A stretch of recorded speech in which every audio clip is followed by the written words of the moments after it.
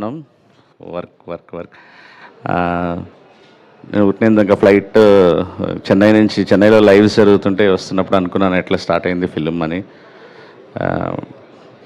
ఈరోజు మా కిరణ్ గారి పుట్టినరోజు. అండ్ ఇంత పీస్ఫుల్గా అసలు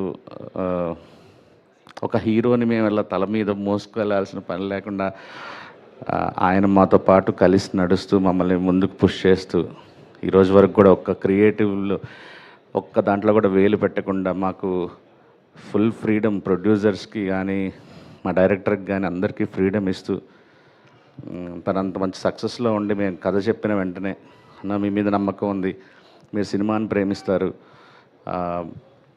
మీరు ఏం కావాలంటే మీరు అదే నేను జస్ట్ పొద్దున షూటింగ్కి వస్తాను, సాయంత్రం ప్యాకప్ చెప్పుకొని వెళ్ళిపోతాను, ఇది కంప్లీట్లీ మిమ్మల్ని నమ్మి నేను ఈ సినిమా చేస్తున్నాను అన్నారు. దాదాపు 1 year పైన అయింది. ఆయన ఇచ్చిన మాట ప్రకారం మాకు అంత కోఆపరేట్ చేశారు. సార్ ఈ సినిమా తర్వాత ఇంకొక యాక్టర్గా మీరు ఎక్కడో ఉంటారు.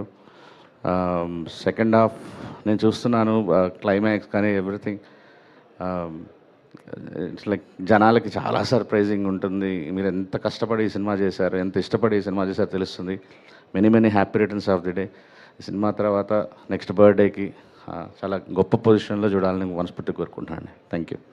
సాయి రాజేష్ గారు, మీరు అమృత ప్రొడక్షన్స్లో 2 movies ప్రొడ్యూస్ చేశారు అండ్ ఇప్పుడు చెన్నై లవ్ స్టోరీతో మళ్ళీ వస్తున్నారు. మూడు ఓకే. అండ్ ఇప్పుడు చెన్నై లవ్ స్టోరీతో మీరు మళ్ళీ వస్తున్నారు. బేబీ అండ్ ది కలర్ ఫోటోతో మీరు నేషనల్ అవార్డు కూడా అందుకున్నారు. Firstly congratulations on that again. So ఇన్ని love stories, cult love stories మాకు అందించారు కదా, మీ దృష్టిలో ప్రేమ అంటే ఏంటి? What is your definition of love? వామ్మో, కష్టమైన క్వశ్చన్స్ కాకుండా ఏదైనా ఈజీది అడగండి. మమ్మల్ని ఏడిపించినంత ఈజీ కాదండి ఆన్సర్ చేయటం. ఏమో, అంటే ప్రేమించడం, మా అంటే మర్చిపోవటం. Thank you. ఇంకొక క్వశ్చన్ మాత్రమే.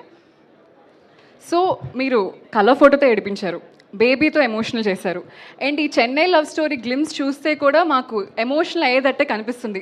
అసలు వాట్ ఈస్ యువర్ ఎజెండా అండి? జనాల్ని ఏడిపీయటం ఈజ్ యువర్ ఎజెండానా? జనాల్ని ఏడిపించటం ఎజెండా కాదు. అంటే ఒక్కొక్క ఫిల్మ్ మేకర్కి, ఒక ప్రొడ్యూసర్కి, డైరెక్టర్కి ఒక్కొక్క ఎజెండా ఉంటుంది. అంటే కొంతమంది ప్రొడ్యూసర్స్కి కానీ డైరెక్టర్ కానీ వాళ్ళు ఆడియన్స్ చాలా కష్టాలు పడి వచ్చి టికెట్ కొనుక్కొని లోపలికి వస్తారు. వాళ్ళ కష్టాలన్నీ మర్చిపోయి మంచిగా నవ్వుకుంటూ ఎంటర్టైన్ అయ్యి వెళ్తూ ఒక సినిమాలు తీయాలని వాళ్ళ కొంతమందికి ఒకటి ఉంటుంది. నేను చిన్నప్పటి నుంచి చూస్తూ వచ్చిన సినిమాలు నాకు ఏదైనా ఒక డీప్గా ఆడియన్స్ బ్రెయిన్ మీద ఒక ఇంపాక్ట్ ఇలా బలంగా స్ట్రైక్ ఇచ్చి అప్పుడు ఆడియన్స్ని ఆ షాక్లో నుంచో, ఆ పెయిన్లో నుంచో, ఆ డీప్ ఇంపాక్ట్లో నుంచో బయటికి పంపించడం అనేది నేను పర్సనల్గా ఇష్టపడే సినిమాలు. సో అదే ఫాలో అవుతున్నాను నేను. అది వర్కౌట్ అవుతుంది కూడా అండి. చెన్నై లవ్ స్టోరీలో చాలా చాలా చాలా గట్టిగా వర్కౌట్ అవుతుంది. థ్యాంక్ యూ సాయి రాజేష్ గారు and all the best for Chennai love story. Thank you. ఇందాక చెప్పినట్టుగా ఆయన మాట్లాడిన సినిమా తీసిన కల్టే. నౌ ఐ రిక్వెస్ట్ ఎస్కేఎన్ గారు టు ప్లీజ్